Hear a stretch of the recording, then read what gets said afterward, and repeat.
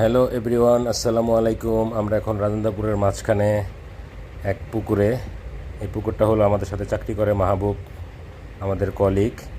এই পুকুরে শুধু তেলাপিয়া আর তেলাপিয়া।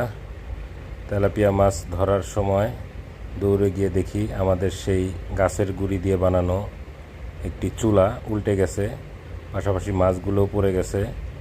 তো সেই চুলা আবার ঠিক করে ভাজার জন্য রেডি করতেছি। এই দিক দিয়ে আবার মাহবুব আর সুমন মাছ ভাজির এক লট নামাইতেছে।